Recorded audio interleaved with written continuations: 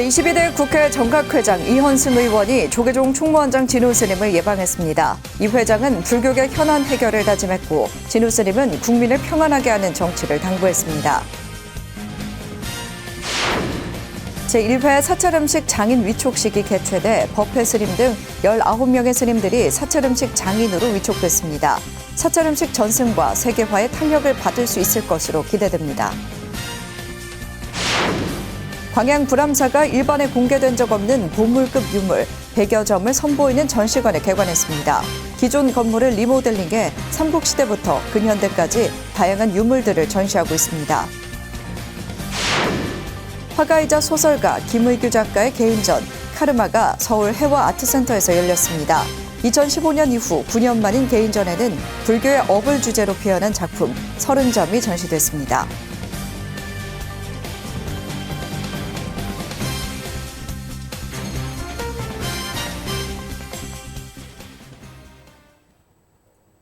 여러분 안녕하십니까? 7월 24일 수요일 BTN 뉴스 시작합니다. 첫 소식입니다. 제22대 국회 정각회장으로 선출된 이현승 국민의힘 의원이 어제 조계종 총무원장 진우 스님을 예방했습니다. 이현승 정각회장은 불교계 현안 해결과 여야 화합을 다짐했는데요. 진우 스님도 국민 평안을 위한 불자 의원들의 노력을 주문했습니다. 윤호섭 기자입니다. 조계종 총무원장 진우 스님이 이현승 국회 정각회장에게 건넨 조언은 국민의 마음을 평안하게 하는 화합의 정치입니다. 높은 자살률과 저출산 고령화 등으로 어느 때보다 국민이 힘든 만큼 다양한 사회 현안을 잘 풀어달라는 주문도 빼놓지 않았습니다. 이달 초 정각회장에 선출된 뒤 처음으로 찾아온 이현승 정각회장이 총무원장 스님에게 인사를 올리자 이 같은 당부가 이어졌습니다. 정치는 정치대로 열심히 하시되 국민들 마음 평안하게 하는 그런 행복 프로젝트에 좀 관심을 좀 많이 가지셔서. 이현승 정각회장은 진우 스님이 총무원장 취임 이후 줄곧 강조해온 선명상에 큰 관심을 보였습니다. 여야를 떠나 같은 불자 의원으로 활동하는 정각회원들에게도 도움이 될 것 같다고 기대했습니다. 진우 스님은 영국 의회에서 운영되는 마음챙김 프로그램 사례를 언급하며 국회에도 명상이 필요하다고 말했습니다. 마음이 복잡한 상태에서는 오판할 경우가 많거든. 차분히 하시고 다 불보살님이 그래도 잘 보살펴 줄 것이다 이렇게 믿음을 가지시고. 예방을 마친 이현승 회장은 22대 국회 정각회가 역대 최다 인원으로 출발해 현재 56명이 됐다며 의원들의 화합에 더 힘쓰겠다고 다짐했습니다. 우리 정각회 내에서만큼은 여야가 따로 없이 우리 부처님 가피 속에 한마음 한뜻으로 열심히 의정 활동을 잘했으면 좋겠습니다. 이현승 회장은 또 21대 국회 정각회가 전통사찰 중복 규제를 비롯해 산적한 불교계 현안 해결에 앞장선 것처럼 22대 정각회 역시 활발하게 입법 활동을 하겠다고 밝혔습니다. 법안들을 더 많이 완성을 시켰습니다. 근데 그 당시 또 다 못했고 또 새로이 또 우리 불교계에서 또 현안이 나타날 때마다 우리 또 정각회 우리 회원님들이 함께 지혜를 짜내서 해결해 나가도록 그렇게 하겠습니다. 예방에는 조계종 총무부장 성화 스님과 기획실장 우봉 스님, 사서실장 진경 스님, 김형동 국민의힘 의원과 이승현 조계사 신도회장이 배석했습니다. 이현승 회장의 정각회장 취임 법회는 정기국회 개원일인 9월 2일 오전 11시 서울 조계사 대웅전에서 봉행됩니다. BTN 뉴스 윤호섭입니다. 사찰음식 장인 19명이 탄생했습니다. 사찰음식 장인은 한국불교문화사업단이 사찰음식 인력의 전문성을 인정하고 체계적으로 양성하기 위해 올해 처음 도입한 제도인데요. 사찰음식 장인 위촉식 현장을 박성현 기자가 취재했습니다. 19명의 사찰음식 장인이 탄생했습니다. 한국불교문화사업단이 어제 템플스테이 통합정보센터에서 제1회 사찰음식 장인 위촉식을 개최하고 1급 6명, 2급 13명의 스님들을 사찰음식 장인으로 위촉했습니다. 사찰음식 장인 제도는 불교문화사업단이 사찰음식 전문 인력의 체계적 양성과 운영을 목적으로 새롭게 도입했습니다. 또 기존 시행 중인 사찰음식 명장 자격 제도와 사찰음식 전문조리사 자격 제도의 사이 단계로 두 제도 간 격차가 줄어드는 동시에 사찰음식 대중화와 세계화에도 힘을 실을 것으로 기대됩니다. 현재 조계종 사찰음식 명장은 6명으로 사찰음식을 널리 알리고 세계화시키는데 부족한 숫자라는 지적과 우려가 있었던 겁니다. 지금 사찰음식 명장 6분 지정돼 있는데 이렇게 해가지고는 널리 이 좋은 문화를 저변 확대하거나 세계화하는데 우리가 우리 자신을 스스로 알리지 못하는 걸림돌로 작용할 것 같아서 사찰음식 장인 제도를 만들게 됐습니다. 사찰음식 장인은 1급과 2급으로 구분됩니다. 1급 대상자가 되기 위해선 사찰음식 정규 강좌 강의를 180회 이상 진행해야 하고 2급 대상자는 불교문화사업단 지정교육 강의 30회 이상 진행해야 하며 사찰음식 장인 선정위원회의 심의를 거쳐 장인으로 최종 선정됩니다. 불교문화사업단장이나 사찰음식 명장의 추천을 받아도 사찰음식 장인 선정 대상자가 될 수 있습니다. 사찰음식 장인에는 1급의 동의스님, 법회스님, 동원스님 등이 2급의 주호스님, 성견스님, 성화스님 등이 위촉됐습니다. 특히 진관사주지 법회스님은 회주 개호스님이 사찰음식 명장의 반열에 오른 데 이어 장인 1급에 위촉돼 사찰음식의 전통을 계승하고 발전시키는 데 더욱 박차를 가할 것으로 전망됩니다. 수행자로서 사찰 음식을 어떻게 수행하고 직결을 시킬까 이런 문제를 제가 좀 안고 있는 것 같습니다. 앞으로 더 열심히 강의와 또 사람들에게 먹이는 일을 하겠습니다. 어린 아이들과 젊은 청년들에게 좀 제가 집중해서 사찰 음식 교육을 하고 있습니다. 앞으로 더 많은 관심과 더 열심히 하겠습니다. 문화사업단장 만당 스님은 장인 스님들에게 사찰 음식, 나아가 한국 불교 문화가 세계화의 꽃을 피우는데 역할해주길 기대했습니다. 사찰 음식 장인 위촉식은 올해를 기해 매년 진행될 예정이며 이번 도입된 제도로 보다 체계적인 틀을 잡아 사찰 음식 전승과 대중화에 탄력을 받을 수 있을 것으로 기대됩니다. BTN 뉴스 박성현입니다. 섬진강변의 영험한 기도도량 광양 불암사가 참배객들을 위한 특별한 공간을 마련했습니다. 그동안 일반에 공개된 적 없는 보물급 유물 100여 점을 선보이는 전시관을 개관한 겁니다.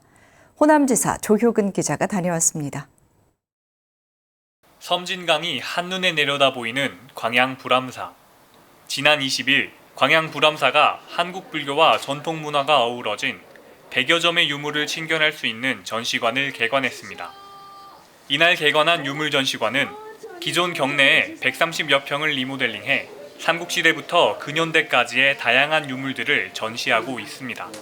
신명욱 불암사 이사장은 이곳을 찾아온 방문객들에게 특별한 경험을 제공하고 싶었다며 전시관 개관 이유를 설명했습니다. 아이들 손잡고 가족 단위로 이렇게 와서 불교 유물을 또 전시하고 우리 그 민족의 얼이 담긴 이런 유물들을 잘 관찰해서 배우고 그런 생활의 불교를 좀 엿보았으면 좋겠습니다. 불암사가 공개한 유물들은 평소 보기 힘든 불교 문화 유산들이 적지 않았습니다. 통일신라 금동 입상불, 고려 범종, 수월 관음도 등 시대를 아울러 전시된 주요 유물들의 아름다운 모습은 보는 이들의 시선을 사로잡기 충분했습니다. 엄마 손을 붙잡고 온 아이들도 천년의 신비를 담은 유물들을 보며 가족들과 잊지 못할 추억을 만들었습니다. 섬진강 드라이브도 하고 엄마랑 여기 불암사에 와서 기분 좋았어요. 여러 유물들을 봐서 신기하고 좋았어요. 섬진강 기도도량으로 알려진 광양 불암사는 이번 개관식을 시작으로 앞으로도 다양한 문화행사를 기획하며 지역을 대표하는 명소로 가꿔나간다는 계획입니다. 우리 광양 불암사에서도 유물 전시관도 있고 템플관도 있고 하니까 가족 단위로 오셔서 또 유물 전시관에서 배워 가시고 또 참선도 하고 생활을 조금 윤택하게 또 가정 단위로 너무 화목한 그런 계기를 좀 만들어 갔으면 좋겠습니다. BTN 뉴스 조효근입니다. 화가이자 소설가 김의규 작가의 개인전 카르마가 서울 해와아트센터에서 열렸습니다. 2015년 이후 9년 만인 개인전에는 불교의 업을 주제로 표현한 작품 30점이 전시됐는데요. 작가는 과거와 현재, 미래를 잇는 업의 문제들을 조형 언어로 해결이 가능한지 모색했습니다. 배수열 기자가 소개해드립니다. 하얀 종이 위에 굵은 먹선들이 얽히고 설켜 불규칙하면서도 독특한 형상을 이룹니다.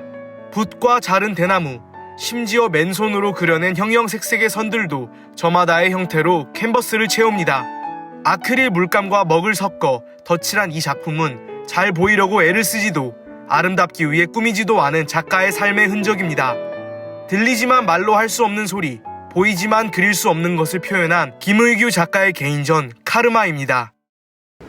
업 또는 인연이라고 그러죠.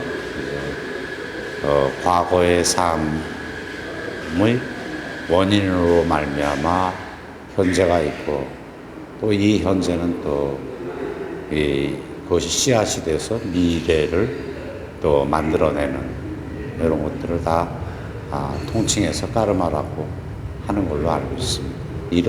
이러한 것들, 그런 문제들 조형 언어로서 해결이 가능한 것인가 하는 것에 대한 모색, 이것이 제 작품의 주제입니다. 가톨릭 신자이지만 다원론자이며 성당보다는 사찰에 많이 방문한다는 김 작가. 6살부터 지금까지 60년간 글을 쓰고 그림을 그리며 불교, 가톨릭, 개신교가 융합된 사상을 작품에 투영합니다. 김 작가는 1992년 고려대장경 연구소를 설립해 고려대장경 전산화 작업을 추진한 종림 스님과의 각별한 인연으로 작업에 영감을 받았습니다. 요즘 어떻게 지내십니까? 그랬더니 하시는 말씀이 그냥 본다고 이런 말씀하세요. 더 설명도 없고 나 역시 더 물어볼 필요성을 못 느꼈고 그 말씀으로 충분했어요. 그것이 지금도 가끔 하신 말씀이 제 안에서 울립니다. 작가는 물질적, 가시적 논리의 문화를 강조하는 서양 문화와 도와 선의 영향을 받는 동양 문화 등 각 문화가 가진 한계를 극복해 나갈 수 있을지 고민합니다. 단순히 미적, 기능적 공예품이 아닌 작품을 통해 수행과 깨달음을 얻을 수 있는지 끊임없이 모색합니다. 분명한 것은 제가 모색하는 것, 동양 또는 서양을 막론하고 이걸 증득의 개념에다 놓고 또 생각할 수 있을까? 그냥 그림이 단순히 미적 기능만 행하는 것이 아니라 그 수행의 의미를 가질 수 있겠는가 하는 것입니다. 살아있는 모든 것은 누구나 업과 인연 속에서 만난다는 것을 보여준 김의규 작가. 앞으로도 그는 직접 듣고 보고 겪는 모든 것을 자신만의 조형 언어로 모색하겠다고 다짐합니다. BTN 뉴스 배수열입니다. 조계종 제24교구 본사 선운사를 중창한 남곡당 윤명대선사 41주기를 추모하는 달해제가 경내 대웅보전에서 봉행됐습니다. 선운사는 어제 전주지 재곤스님, 범여스님, 법현스님, 법만스님, 주지 경우스님 등 본말사 스님들과 정찬원 신도회장 등 사부대중 100여 명이 동참한 가운데 윤명대선사의 유훈을 기렸습니다. 윤명대선사는 1931년 석전 영호스님을 은사로 출가해 조계종 총무원 재무부장, 조계사 주지를 역임했으며 선운사 초대 본사 주지를 맡아 천황문루, 대웅보전, 산내 도소람 등을 중창했습니다. 한편 선운사는 이날 오후 강주 해수스님을 포살법사로 성보박물관 강당에서 갑진년 하한거 교구 포살법회를 봉행했습니다.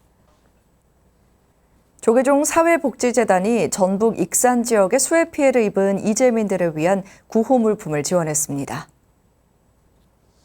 조계종 사회복지재단 사무처장 덕운 스님은 지난 20일 익산시 나바위 성당에 설치된 지원본부에서 익산시 도시관리공단 신보균 이사장에게 3천만 원 상당의 구호 물품을 전달했습니다. 이어 스님과 재단 직원들은 수해 지역을 방문해 주민들에게 위로를 전하고 직접 현장 복구 작업에 동참했습니다.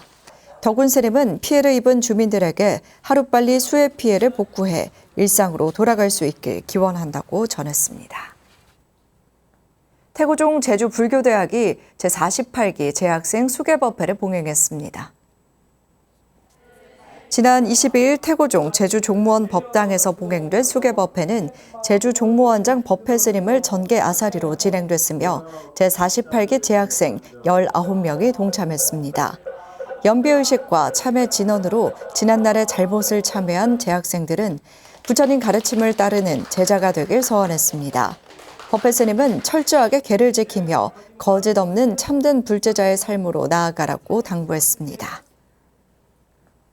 국가유산이 가진 독창적인 이야기와 첨단 정보통신 기술을 접목해 표현한 미디어 아트가 익산 미륵사지 등 전국에서 선보입니다.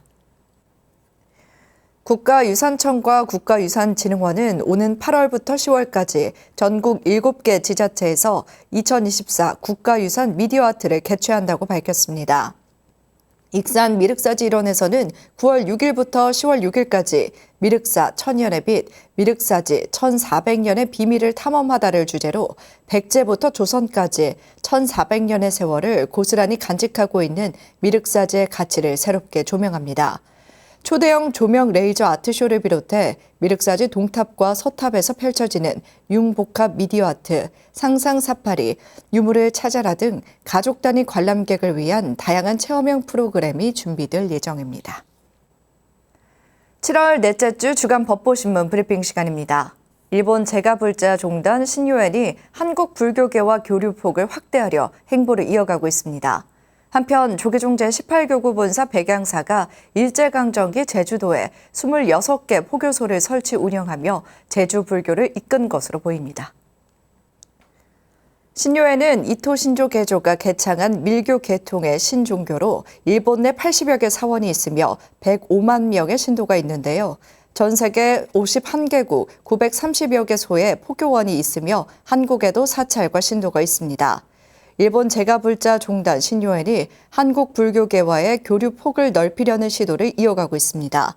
지난 17일에는 조계종 총무원장 진호 스님을, 지난 18일에는 진각종 통리원장 도진정사를 예방했는데요. 동국대에는 인재 육성에 힘을 보탰습니다.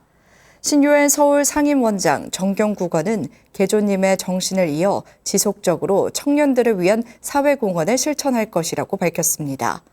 이어 더 많은 청년들이 불법을 체득하고 미래를 이끌어가는 데 도움을 줄 것을 약속했습니다. 한편 조계종 제18교구 본사 백양사가 근대 제주불교의 복원을 주도한 것으로 나타났습니다. 한금순 제주대 사학과 외래교수의 논문, 일제강점기 백양사의 제주불교 활동과 의의에서 백양사가 일제강점기 제주도에 26개 포교소를 설치 운영했다는 사실을 밝혔습니다. 일제강점기 제주 법정사 항일운동이 일어나면서 불교 활동 전반이 통제됐었는데요. 논문에서는 1924년 백양사의 제주도 포교소 설치 허가를 받은 것을 계기로 다른 조선 사찰 본사들을 압도하는 활동을 이어갔다고 밝혔습니다. 이는 항일 이력으로 멈춰있던 제주 불교 상황을 타개했다고 분석했는데요. 1930년대 일제의 정신 계몽 운동인 심전 개발 운동 시기에 백양사는 일제 의도와 달리 제주 불교 활성화와 정체성 확립을 위해 활동했다고 설명했습니다. 지금까지 7월 넷째 주 주간 법보신문 브리핑이었습니다.